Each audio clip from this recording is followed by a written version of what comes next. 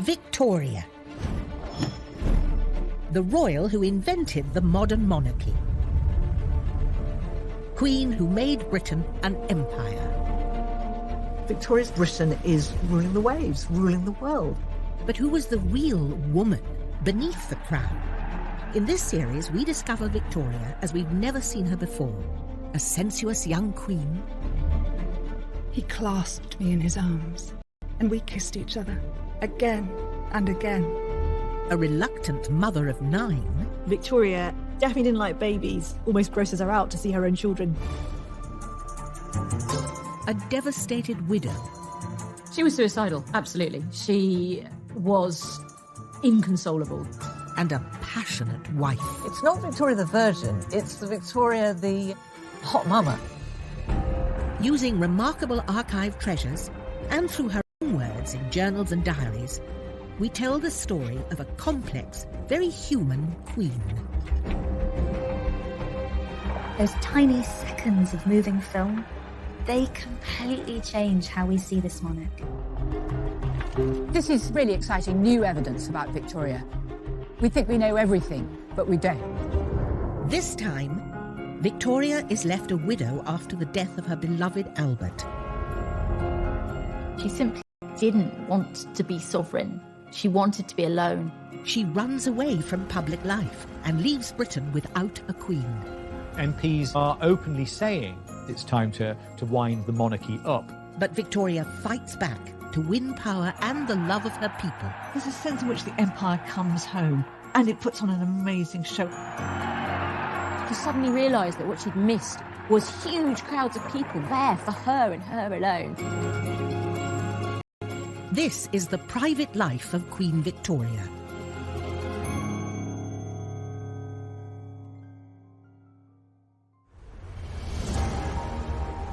After 60 years on the throne, a regal Queen Victoria celebrated her Diamond Jubilee.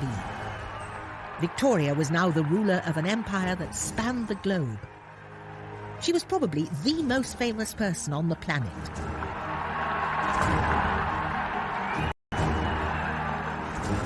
A mother to 7 grown-up children, many married into Europe's leading royal dynasties. The 78-year-old monarch, loved by her people, waves at the cheering crowds on this summer day of 1897. She's smiling at people and she's laughing and she enjoys so much that connection with her public. Monarch and matriarch, she defined an era. She was the only monarch the vast majority of people had ever known on the throne. So I suppose it's a little bit like Queen Elizabeth today. Who among us can envisage a time when there isn't a Queen Elizabeth? Victoria was, in a very real sense, Britain. All vied with one another to give me a heartfelt, loyal and affectionate welcome. I was deeply touched and gratified. The Jubilee had been a moment of triumph. But after the death of her husband Albert 36 years earlier, it had seemed unlikely a day like this would ever come. The death of Albert on the 14th of December 1861 sent shockwaves through the country. In London, the bells of St. Paul's rang out, signalling a national crisis. Britain was in mourning for the prince. It was an absolute shock. The man was only 42. It's a little bit like Princess Diana's funeral. A sense that there's an absolute sea change, that something important has happened. And while the nation mourned, Victoria was tortured by grief. She had lost the love of her life, she'd lost her partner, her friend. In her diary, she wrote, "To lose one's partner in life is like losing half of one's body and soul. It's like death in life." She was suicidal. She was inconsolable. She couldn't use her legs. She stopped eating. The funeral at St. George's Chapel in Windsor was to be attended by dignitaries from around the world. Kings, lords and politicians were there, paying their respects. But unbelievably, Queen Victoria herself wouldn't be there. Women didn't go to funerals because there's a sense in which it's too upsetting for them. They do mourning work, if you like, but they do it at home. And as a dutiful wife, Victoria followed convention. Victoria was a woman and she was expected to adhere to the norms of society. Women were seen as more hysterical, they were seen as more emotional, they were seen as much less rational. So, despite being ruler of the British Empire, doctors told Victoria to stay away from the funeral and go home. She travelled back to Osborne House on the Isle of Wight, 60 miles away from Windsor and the prying eyes of the public. Like it was business as usual. For the monarchy, it was considered essential to national morale. So this is from the Dundee Advertiser, Friday 20th of December, 1861. That the shock has not seriously affected the Queen's health will rejoice the heart of all her loving subjects. Indeed, so favourable is the state of her health considered to be that no further bulletins are to be issued. So basically what this is saying is, don't panic, Britain, the Queen is absolutely fine. Except we know she really, really wasn't. While she mourned on the Isle of Wight, the state funeral to bury her husband began at the chapel in Windsor.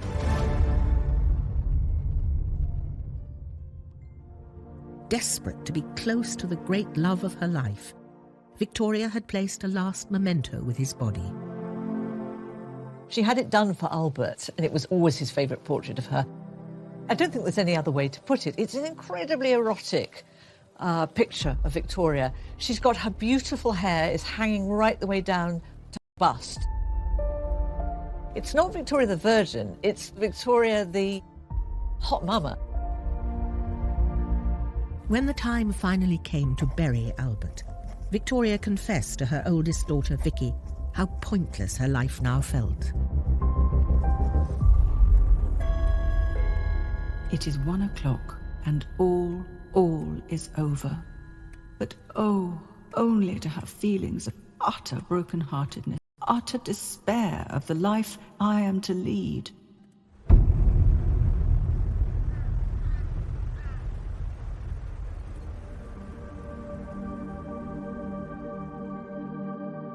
After Albert's death, Victoria stopped writing in the diary she'd kept since a child.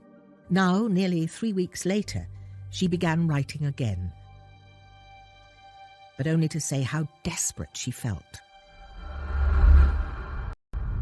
I have been unable to write my journal since the day my beloved one left us, and with what a heavy, broken heart I enter on a new year without him. Victoria hadn't only lost her soulmate, but her great support, and now she'd have to manage alone. A widow queen without Albert by her side. She kept his room exactly as it was when he died. Right down to the little glass that he'd used to take his medicine from, that remained in the room. The servants would come in every morning to lay out fresh towels, fresh clothes, and the hot water for him to shave with. The children were not expected to be merry and to do the sorts of things that children did, occupying her. Victoria and her family began an established phase of mourning. As a new widow, she'd follow an elaborate set of social rituals. There are prescribed periods of time for people to mourn. For widows, it's 2 years. If you have a lesser relation, then it's 6 months or it's a year. Everything becomes very, very set down. Funeral rites become a kind of performance. For this period of mourning, widow women were expected to only leave the house when they absolutely had to and stay out of kind of social events. So the dress had to be black, but also accessories, the handkerchief, the lace, the stockings, shoes, belt buckles, everything had to be black. Victoria's mourning wear became her signature look, like a uniform for facing her public without Albert. Victoria, although she initially announced she would wear mourning for at least 2 years, very quickly decided that she was going to wear deepest mourning for Albert for the rest of her life. She didn't want to surrender her grief because her grief became an expression of her love for Albert. It's how she defined herself. Grieving for Albert was now all Victoria cared about, despite her public duties. But his death meant that she was now left alone to rule. When Albert was around, she was eclipsed in terms of the position that she held, because he took over much of the direction of the monarchy. She'd effectively been indoctrinated, and so suddenly to be without this man who had persuaded her that she needed him, it was actually terrifying for Victoria. The amount of work which comes upon me is more than I can bear. I, who always hated business, have now nothing but that. Public and private, it falls upon me. Soon the pressure to be monarch and widow was too much. Victoria fled from Buckingham Palace and the scrutiny of public life to the remote Scottish Highlands, her special place to rest and retreat. But by doing it, she left Britain without a queen.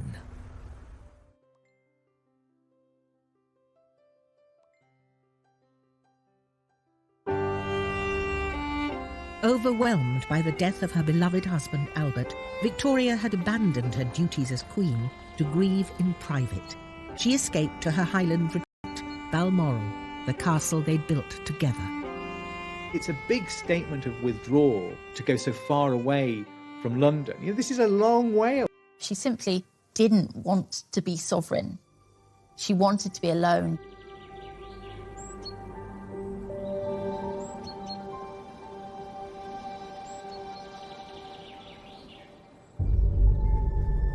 Balmoral gave Victoria the privacy she wanted, but it came at a cost. It was filled with memories of Albert. Everything, even down to the smallest detail, is somehow associated with him and his memory. She kept the rooms, everything as it had been when Albert was there, like she did in other palaces. And so every time she went into one, she would see his hunting rig out, she would see his cap. It was a very sad place for her. Eventually, the castle became too much, and she built a private cottage just for her and called it her widow's house. She really did use that as a way of retreating from Balmoral, which was itself a retreat from London life. Reached the glass-out shield at 6:30. It looks so cheerful and comfortable, all lit up, and the little rooms are so cosy and nice. She would go with very select groups, so one lady, maybe just a couple of servants and one chef. And there they would eat very, very simply. She would, for example, go fishing and then they would eat their catch by the side of the river. Victoria began to console herself with local food and drinks. She liked the porridge. She also liked Finnan Haddie, which is smoked haddock, and she used to get that for breakfast. She loved whiskey, and whiskey was now something that was absolutely set. She also relished the level of cream and dairy products that she found in Scotland. And Victoria started eating a lot. We know that she loved her food all through her life, and her appetite came back very quickly after Albert's death. And as queen, she could pretty much eat what she liked. What she didn't like was spending too long eating. So Victoria liked a mealtime to take 30 minutes, so very, very quick. But she could eat an awful lot of food in that half an hour. She ate fast. Victoria also found comfort in nearby Blair Castle, home to Anne Murray, the Duchess of Atholl. Rarely seen correspondence between the two women reveals an intimate friendship that was vital to Victoria's recovery. This is 50 years of letters between Queen Victoria to Duchess Anne, so they're quite an undiscovered treasure trove.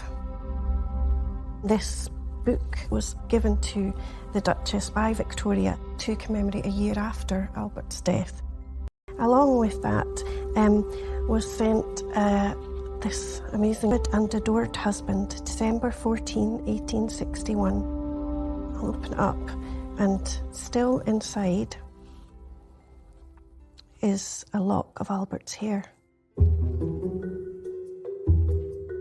Not something I would send to my friend, but I think it highlights how close they were. Victoria kept an elaborate shrine of Albert for the rest of her life. She always carried a portrait of him and a lock of his hair with her. She even had a cast of his hand made. A new trend for mourning merchandise fascinated the Victorians in the 1860s. Necklaces, brooches, gifts, and even glasses were popular ways for people to remember their dead. They often included artifacts from the person who had passed. Teeth, hair, weird clippings of things. So there is this real culture of keeping the dead close.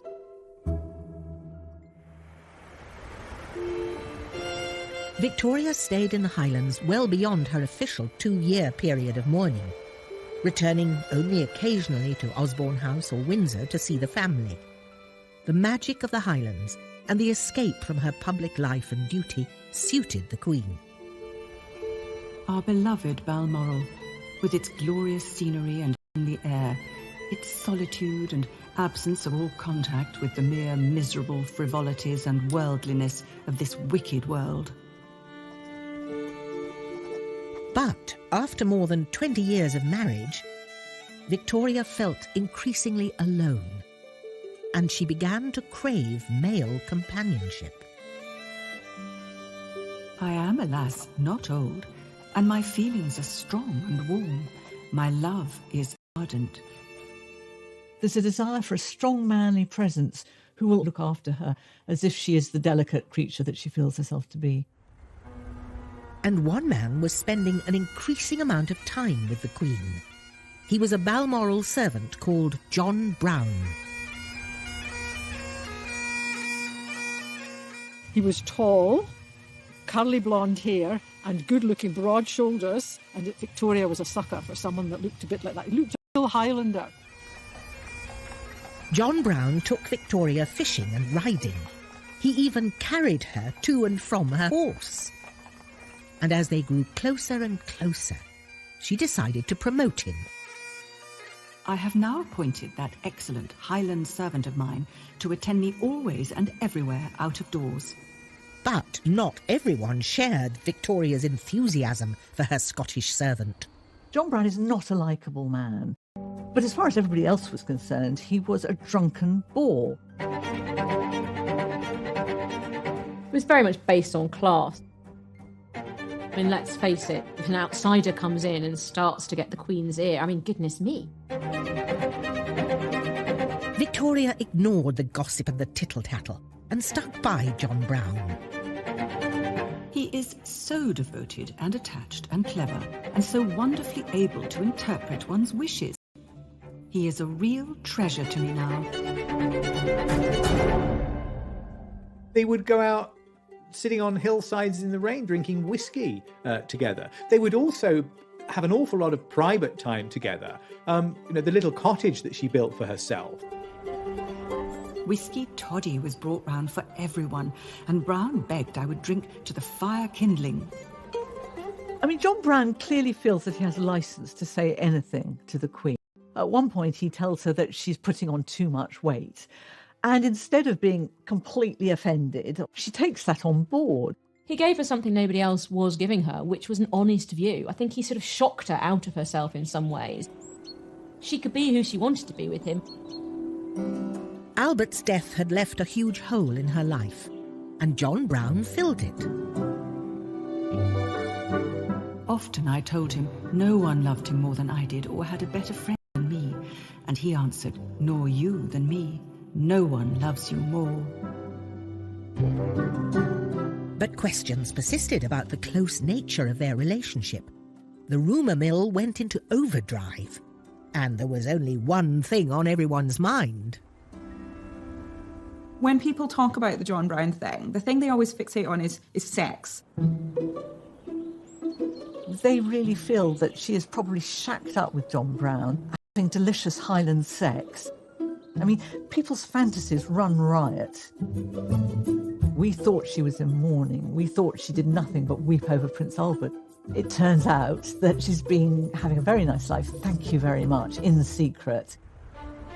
Victoria's retreat from public view lasted for much longer than the 2 years people were expecting. and her constant refusal to take part in public ceremonies was causing concern.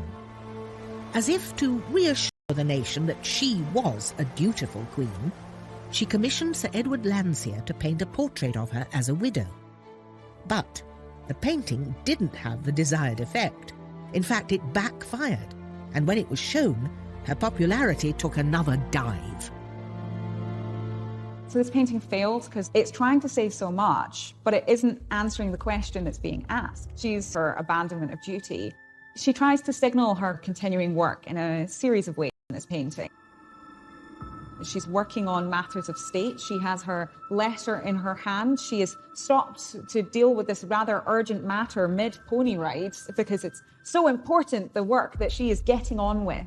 She also suggests that she's keeping up with her motherly work. We have an image of 2 of her daughters very content in the background.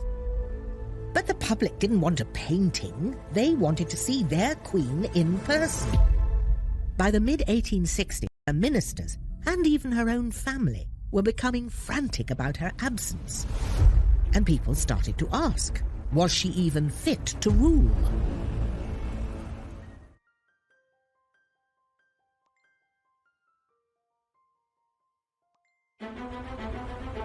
The death of Prince Albert devastated Victoria.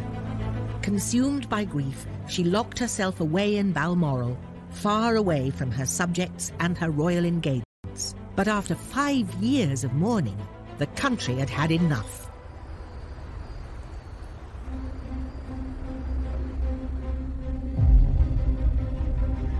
Basically what's happening here is that Victoria is doing what she wants to do, and she's using her grief as a weapon. Because when people say you ought to spend more time in London and you ought to be seen, she says, I can't possibly do it. My nerves are so awful. It's something that she could put up as a defence when she doesn't want to do something.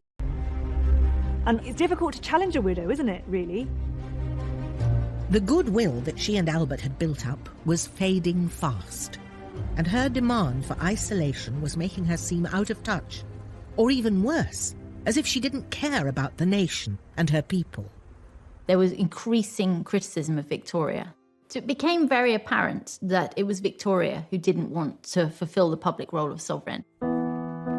Victoria was the first female monarch in over 100 years. But increasingly in the 19th century, work among the middle and especially the upper classes became the province of men. Women were expected to stay at home. People felt unsure about Victoria's ability to be a woman, a mother, and a queen all at the same time. It reanimates, I think, all those anxieties from the beginning of the reign, which is this is what happens when you have a queen rather than a king. If you have a king, he will have certain constitutional duties and he will feel obliged to do them. He may do them badly, but he will feel obliged. The queen will somehow invoke her right to be a private woman, to be a mourning widow, to be just not able to cope at the moment, will be allowed to be a woman at home. And there's a real sense in which, duties was helping to fuel a new and energised clamour to get rid of the monarch. There are radical politicians, MPs in Parliament, who are openly saying that perhaps it's time to wind the monarchy up. Yet Victoria remained hidden away in Balmoral, dressed in her black dresses, stubbornly refusing to carry out the duties of state. Victoria very much ignored the problem. She didn't want to be told that her conduct was causing her unpopularity. A rare diary, kept in the Royal College of Physicians in London, reveals how the Queen's inner circle felt about her behaviour. The journal belongs to Sir James Clark, the Queen's doctor and confidant, and it shows how concerned he was about her. This is what Sir James Clark wrote in his memoir in December 1865. He's talking here about Prince Albert. And he says, by his premature death, the prospects of the monarchy are bad indeed. No one who knows the character of the Queen and the heir apparent can look forward to the future without seeing troubles in that quarter before us. Sir James Clark here is giving an incredibly pessimistic prediction for the future of the monarchy. He's anticipating political criticism of the monarchy, possibly that she is not giving the taxpayer any value for money.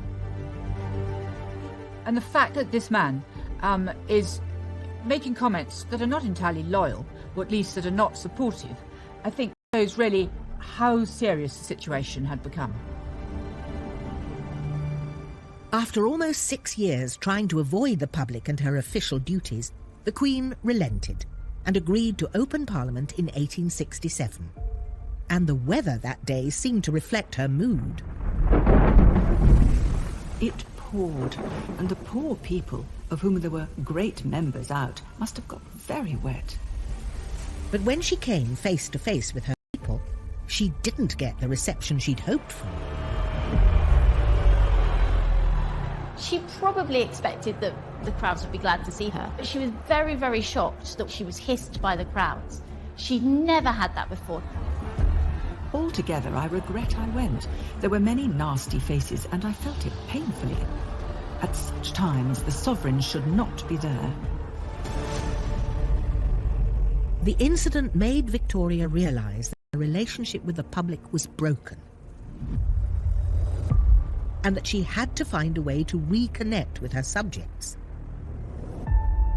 She decided against giving a speech or organising a public event. Instead, leaves from the Journal of Our Lives in the Highlands. It was a series of extracts from her diaries covering the time she spent hidden away in Scotland. The idea was that this would explain her absence, give the public the chance to understand why she needed to get away, and hopefully encourage them to forgive her. It's so extraordinary. I mean, if you think about this, is the first time a monarch has written a book about their life. I mean, we tend to think that this all started with Princess Diana and writing those books in which we got an insight into what was going on in her marriage. But no, Queen Victoria actually writes a book about her. So it's extraordinary. It is very gratifying to see how people appreciate what is simple and right, and how especially my truest friends, the people, feel it.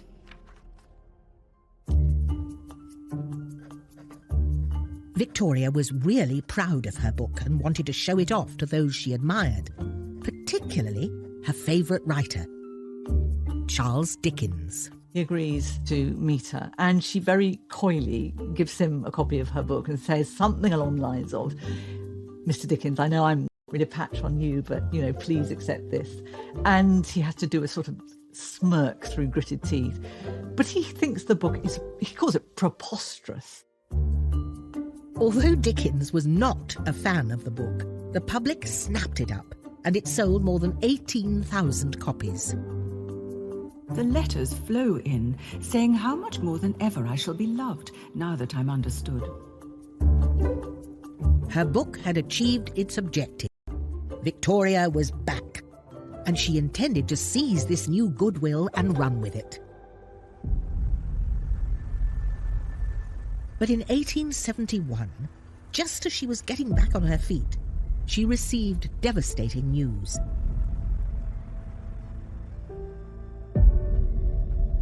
Her son and heir to the throne, Bertie, had fallen seriously ill with typhoid and was clinging to life.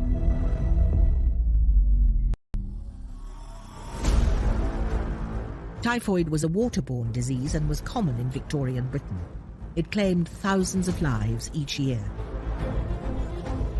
It hit working classes the hardest, those with poor access to clean water, but it didn't spare the royal family. When she heard the news about Bertie, Victoria rushed to her son's bedside at his home in Sandringham. We know from the diary that she was there with him most days, watching him, and he's not always lucid, and she was very concerned about his health. Kissing and stroking his arm. He turned round and looked wildly at me, saying, "Who are you?" And then, "It's Mamma." "Dear child," I replied.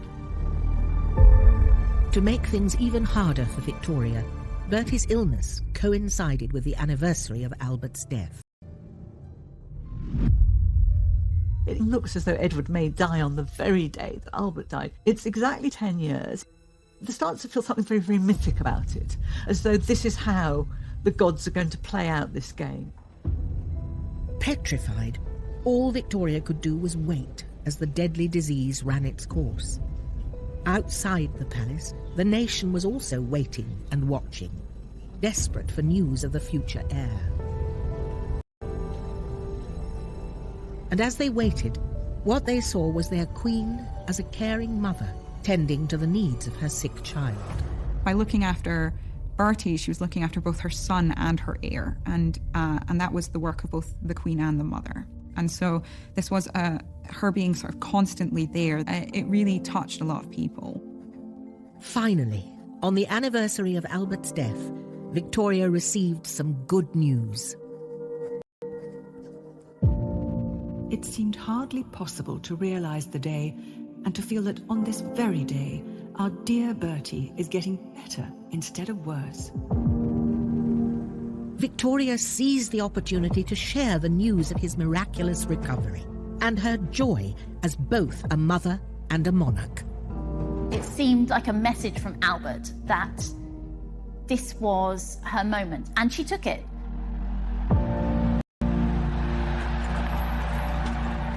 A couple of months later, Victoria travelled in an open carriage to St Paul's Cathedral with a fully recovered Bertie by her side. An estimated crowd of 13,000 people were waiting for them to help them celebrate a grand Thanksgiving ceremony for Bertie's recovery. After 10 years of near absence from public life, the Queen was finally ready for her big comeback. Though still in mourning dress, her outfit for the occasion didn't go unnoticed. A corded black silk dress trimmed with white fur and a jacket to match. On her head she wore a bonnet with black and white feathers and white flowers. She was dressed to impress. Victoria took a central role. She entered St Paul's Cathedral, and it must have been such a big deal for her. The last time that she'd really appeared in public, she'd been hissed by the crowds. She was anxious about being seen. She'd changed a lot in the 10 years, but... I saw the tear in Bertie's eyes and took and pressed his hand. It was a most affecting day, and many a time I repressed my tears. She is not a woman that goes in for much physical affection. You know, she's not a hugger and a patter, and she takes his hand. It's extraordinary. She's clearly very, very moved. In that moment, things are more or less put right between the monarch and the British people, because they put themselves on display. This time, as Victoria and Bertie drove back to Buckingham Palace, the streets were packed with cheering supporters. By now, Victoria was 52 and had been on the throne for over 34 years. But it was at this point of her reign that she felt truly united with her country, and they with her. I still hear the ringing cheers, and never can I forget the enthusiasm. It had taken her a decade to come out of her shell, but she was really bucked up by the crowds. And it clearly had a huge effect on her morale and her confidence that perhaps actually she could do this, perhaps she could rule by herself. Victoria was now ready to start a new chapter in her life. And just in time, as she was about to become the most powerful woman on earth.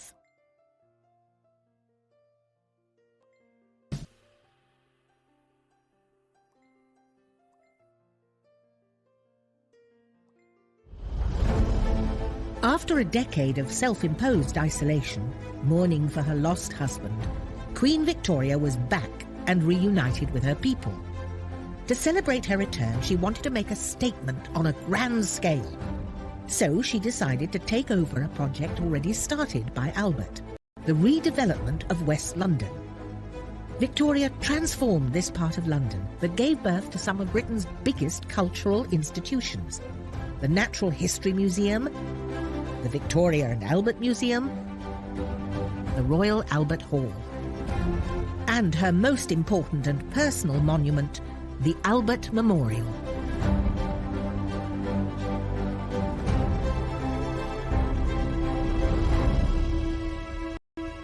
After the dreadful calamity of December the 14th, I desired that dearest Albert's statue should surmount it. Victoria inaugurated the Albert Memorial in 1872, and its design was her husband as she remembered him. The memorial is really magnificent. The bronze figures and mosaics are all beautifully executed. You see him here looking incredibly just masculine. He's got these gigantic thighs and then the kind of thick, muscular shins. You see him kind of casually leaning with his legs spread, sat under the shelter of this rather large phallic structure. The memorial commemorated her great love, but it was time for her to move on. By this point in her reign, Victoria had been queen without Albert for almost as long as she'd ruled with him. The support of her people now gave her the confidence to shape her own destiny. And by placing the continents around the memorial, she was making the point that she was a powerful global ruler. So this is the British imperial moment. This is the moment where Britain goes from being a northern European country to being this vast global power. During Victoria's reign, stretching from Canada to Australia and Africa, it was said that the sun never set on the British Empire. And Victoria was at its head.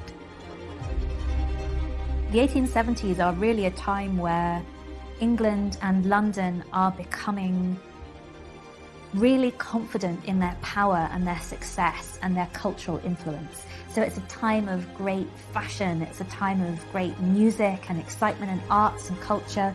And so there's this real belief that the empire is doing an awful lot of good for the people at home. There was one country in the empire that was having a particularly strong influence on Victoria: India. I saw Lady Napier, who talked very pleasantly of India, of the climate, of the natives, their intelligence and faithfulness, etc. For Victoria, India was this far-off, exotic place. She would never visit India, but she was fascinated by the clothing, by the culture, by the art, by the people. You see that slowly throughout her journals then, from that period onwards, that she talks about our Indian empire, our Indian territories, my subjects in India. So she's already internalized this idea that this is her domain. Victoria had overcome the death of Albert. She was now queen of the world's largest empire, but that wasn't enough. She wanted more.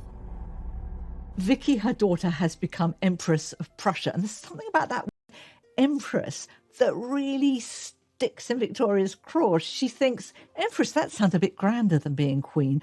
I think I should be Empress. Luckily for Victoria, there was a new leader in number 10, one who would help her realise her ambition: Prime Minister Benjamin Disraeli. He loves Victoria, and he knows exactly how to play Victoria. He's a bit of a flirt. He almost gives the impression of being a little bit in love with her. And I think there's a bit of Victoria that still likes the idea of men being in love with her. I think the present man will do very well and will be particularly loyal and anxious to please me in every way. With the help of Disraeli, Victoria achieved what she wanted. She was officially proclaimed Empress of India on the 1st of May 1876. An event widely celebrated there. My thoughts much too taken up with the great event at Delhi today, and in India generally, where I am being proclaimed Empress of India. The Empress title meant a lot to her because empresses trump queens, which meant that she now had the same status as her daughter. In fact, arguably greater status, because Empress is to press to make her recover that joy she felt when she first became queen. So it's a way of sort of reigniting that spark, that flame in your monarch. A new reign.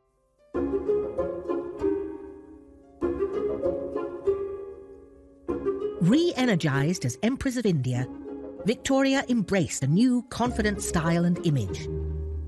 She still insisted on wearing mourning dress, but added a touch more glamour to it. In the earliest widow's wear, she wears these very plain, very harsh dresses, completely black down to the details and very little ornament. And there's something so heavy. Whereas later, when she starts wearing dresses like this one, it's quite a dramatic change. And we can see we have a quite loose cuff here, which is playing to the fashions at the time, that really elevate her morning wear to be a very queenly, very luxurious, very empress-like image. And in doing so, she really kind of comes into her own. This mannequin is one designed for one of Victoria's morning dresses, and consequently is in her proportions. And it really shows you just how small she was in a certain way. You know, I'm not tall, and here I am towering over her. Victoria was now an older lady, a little stout and just 4 foot 11 inches tall. But she wore her little black dress with all the confidence of the ruler of the world's largest empire. At the age of 68, the Queen was about to celebrate her 50th anniversary on the throne. This marks the moment when Victoria becomes a brand. Literally, the whole industry sprung up, making certain that Victoria's image was on tins of mustard, on coffee pots. You could have her on your tea towel. I mean, she now becomes one of the first big global brands, instantly recognisable.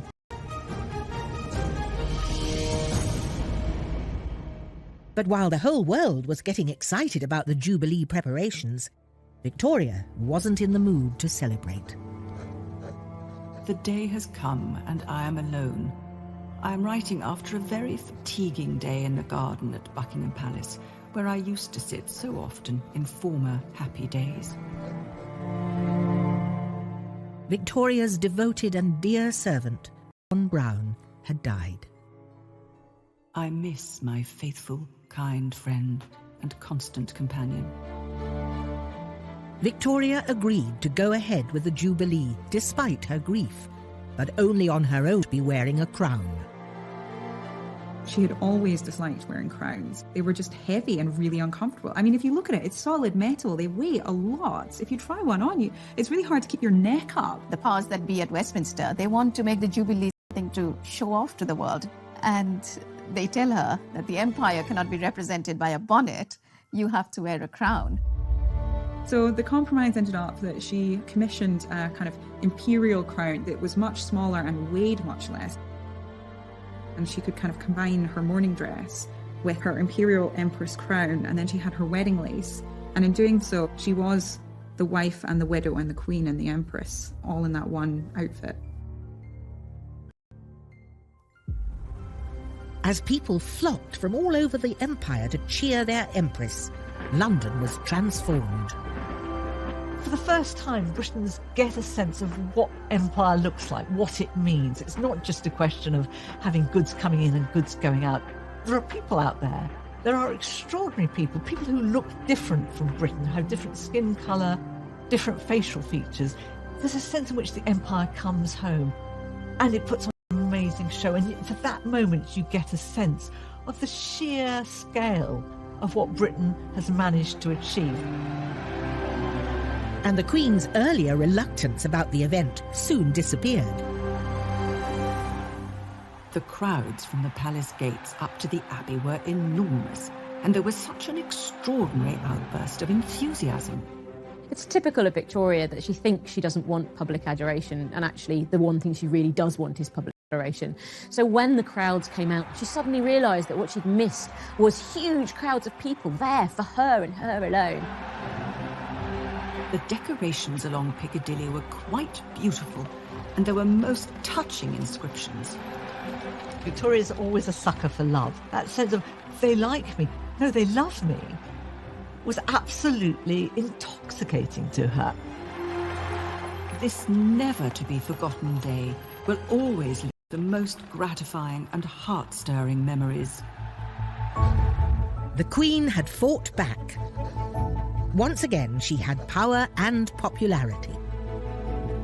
But a new friendship was about to threaten her crown.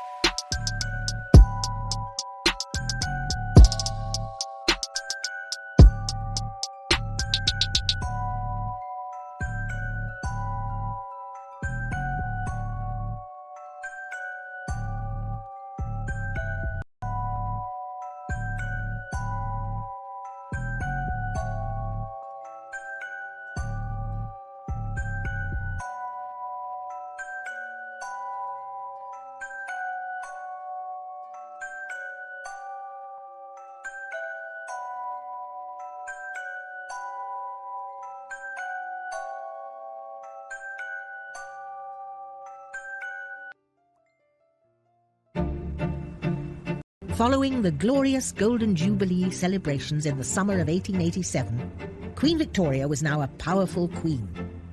To celebrate her new Empress title, she was overwhelmed with gifts from all over the world.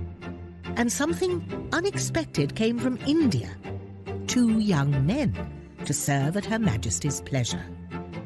They are dressed to the nines, have these grand turbans, and their sole purpose is to stand behind her and sort of represent the Indian Empire. The 2 new servants, before they serve, they come and they kiss her feet. And Abdul Karim, he's been told that you have to walk backwards, you must not look at the Queen. And of course, what do you do when you're told don't look up? He looks up. The one, Mohammed Baksh, very dark, with a very smiling expression, has been a servant before. And the other, much younger, called Abdul Karim, much lighter, tall, and with a fine, serious countenance. She dismisses Baksh in one sentence and writes a lot more about Karim. So we know right from the start, he's got her eye.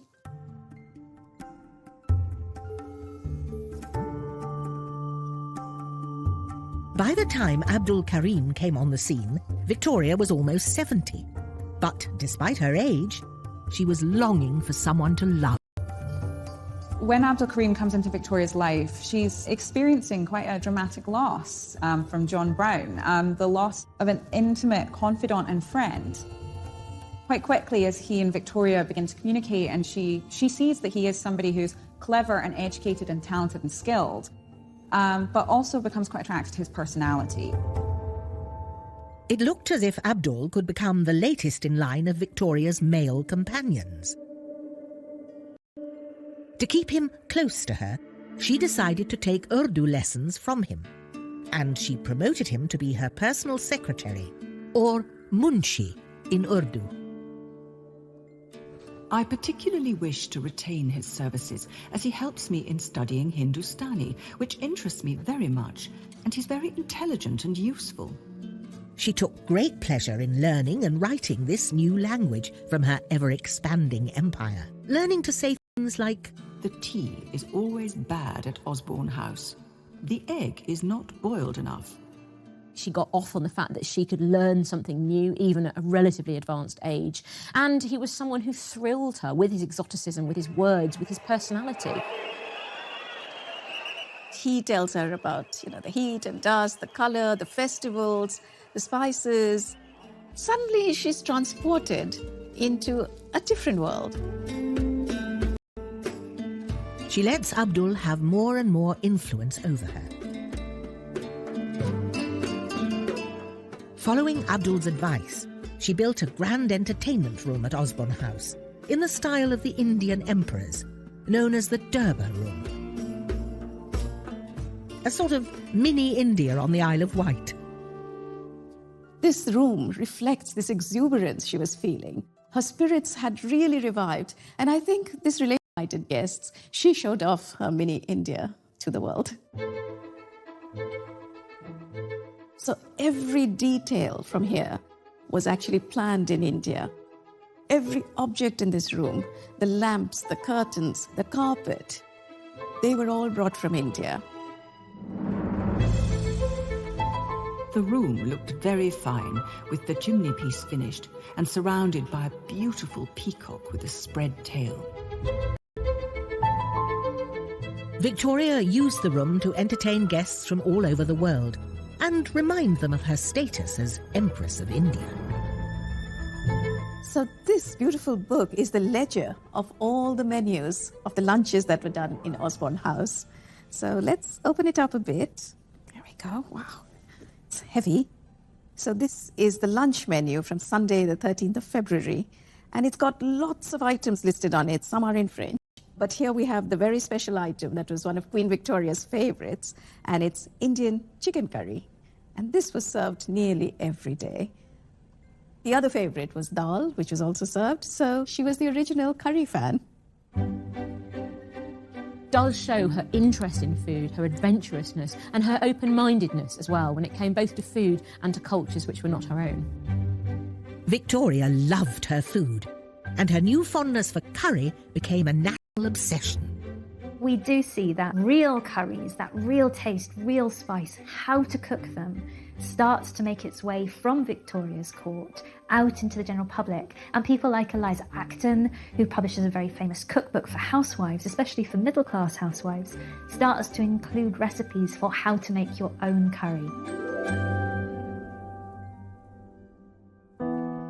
While Victoria was enjoying eating curries and spending time with Abdul, friendship didn't go down well with the rest of the court.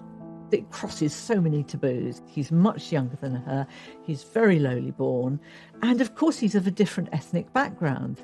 I mean, that is so shocking to people. He was hated by the court, both because of racism, but also because of classism. He was seen as having undue influence on the Queen. In many ways, these were all the arguments that had been rehearsed with John Brown, but now added into that was this real nasty element of racism as well. Once again, Victoria's personal life threatened her position as Queen. Soon, even her own children joined the conspiracy and turned against her. Bertie in particular. She's treating Abdul as the son, and the real son is sort of being sidelined. And there is this letter, and you will be courteous to the Munshi, you will do this, you will do that. And at the end of it, it's Sisi, the Munshi. So he's copied in on this letter. Bertie's so furious with their relationship, he does something incredible. He sends a letter to the Queen's doctor and asks him to write a report suggesting that she should step down on grounds of insanity. Well, Queen Victoria is Queen Victoria. She is not going to be bullied by her doctor or her son or the household. So she gives it right back to them. Victoria was ahead of her time when it came to racial justice. In anger, she wrote a cutting letter to the court, accusing them of snobbery and racism.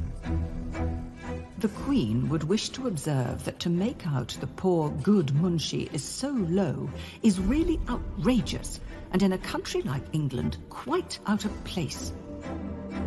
Victoria, even in her old age, is a feisty woman. I think she is enjoying this, this clash she's having with her son, with the household.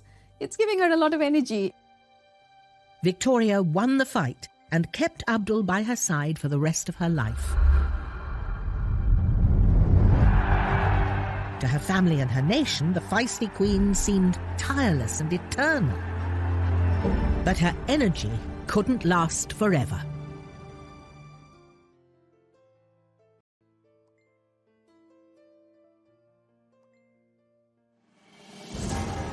At the turn of the 20th century, Queen Victoria became the longest-serving monarch Britain had ever seen, as she celebrated over 60 years on the throne. Now approaching 80, she had an astonishing 42 grandchildren. She was fully embracing the image of grandmother to her family and her nation. And was enjoying unprecedented popularity.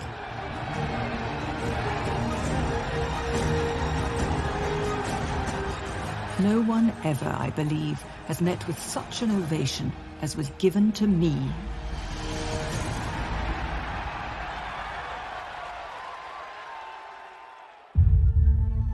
Finally, she was successfully combining her roles as monarch and matriarch.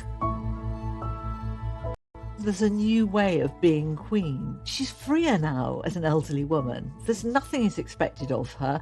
All the early battles are won, and there's a sense in which all she has to do now is relax and claim that popularity.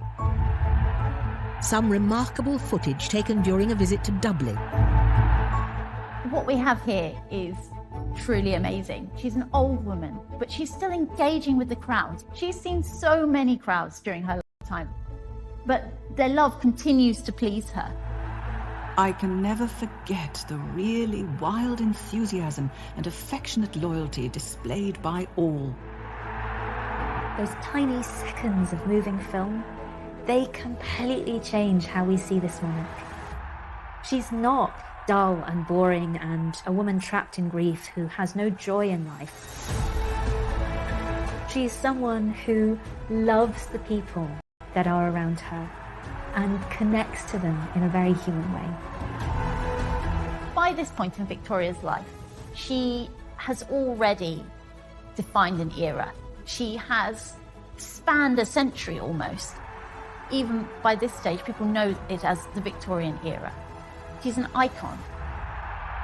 Victoria is so fascinating because her life was so long and so much happened within it. It was a very influential era, the Victorian era. I mean, we went from essentially an agrarian economy with limited industrialisation to something very much more akin to the modern world we see today. Britain found it impossible to imagine a world without Victoria because she had always been there. So in a sense, it's not just that she becomes part of the furniture, she kind of is the world. But the world was about to crumble. As the winter of 1900 approached, only a few months after her Dublin visit, Victoria started to feel ill.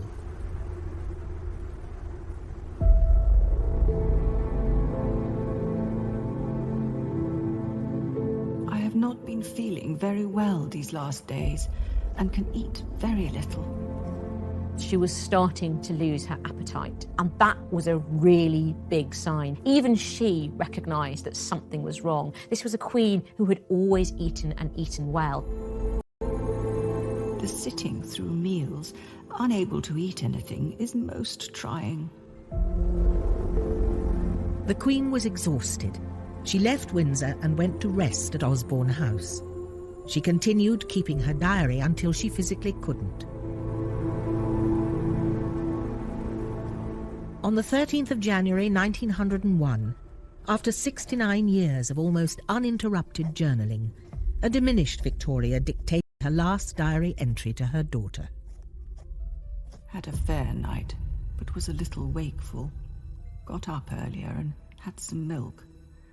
At 5:30 went down to the drawing room, where a short service was held. A week later, on the 22nd of January 1901, Victoria was lying in bed. She couldn't believe the end was coming. I don't want to die yet.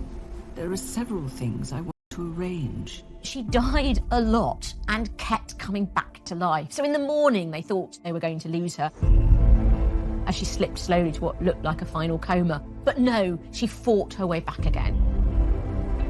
She even signed some letters and had something to eat. You really do get a sense of a queen who still sees that there is life to be lived and isn't willing to stop living it yet. But that same day, at 6:30 p.m,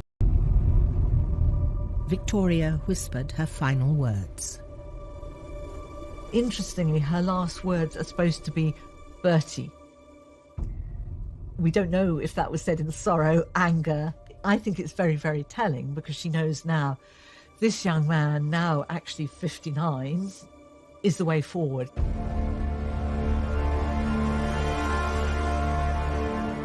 There were reporters hanging around outside the gates of Osborne House shouting that the Queen is dead.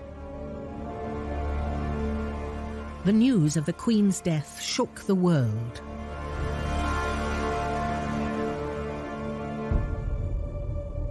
I think people feel that something of their own lives has gone. There's a sense in which they have lost a family member. The nation isn't sure that it can cope without its grandmother. The nation is asking itself, what will become of us?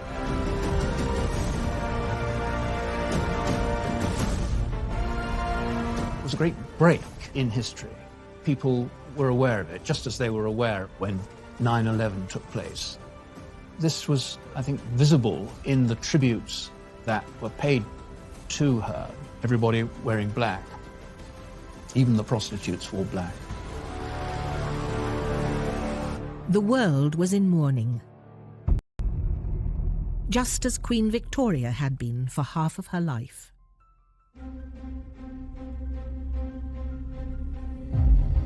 Victoria was the queen who defined herself by her widowhood.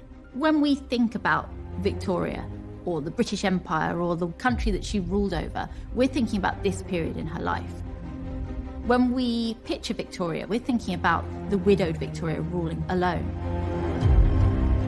The birth of this new Victoria was a difficult birth. It took her a decade from Prince Albert's death to understand that she could separate the Queen from the woman. But after that, she didn't really... But Victoria's own words revealed she was always more than just a queen. She was a princess, a wife, a mother, and a widow. A ruler and an empress. One of the most iconic monarchs Britain has ever seen. She didn't want to surrender her grief because her grief became an expression of her love for Albert. It's how she defined herself. Grieving for Albert was now all Victoria cared about, despite her public duties. But his death meant that she was now left alone to rule. When Albert was around, she was eclipsed in terms of the position that she held, because he took over much of the direction of the monarchy. She'd effectively been indoctrinated, and so suddenly to be without this man who had persuaded her that she needed him, it was actually terrifying for Victoria. The amount of work which comes upon me is more than I can bear. I, who always hated business, have now nothing but that. Public and private, it falls upon me. Soon, the pressure to be monarch and widow was too much. Victoria fled from Buckingham Palace and the scrutiny of public life to the remote Scottish Highlands, her special place to rest and retreat. But by doing it, she left Britain without a queen.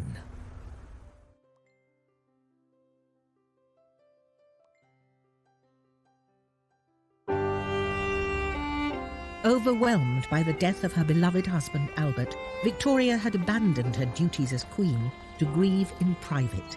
She escaped to her Highland retreat, Balmoral, the castle they'd built together. It's a big statement of withdrawal to go so far away from London. You know, this is a long way. She simply didn't want to be sovereign. She wanted to be alone.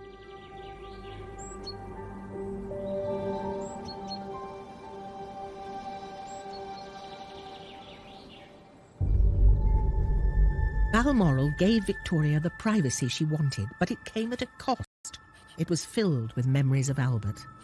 Everything, even down to the smallest detail, is somehow associated with him and his memory. She kept the rooms, everything as it had been when Albert was there, like she did in other palaces. And so every time she went into one, she would see his hunting rig out, she would see his cap. It was a very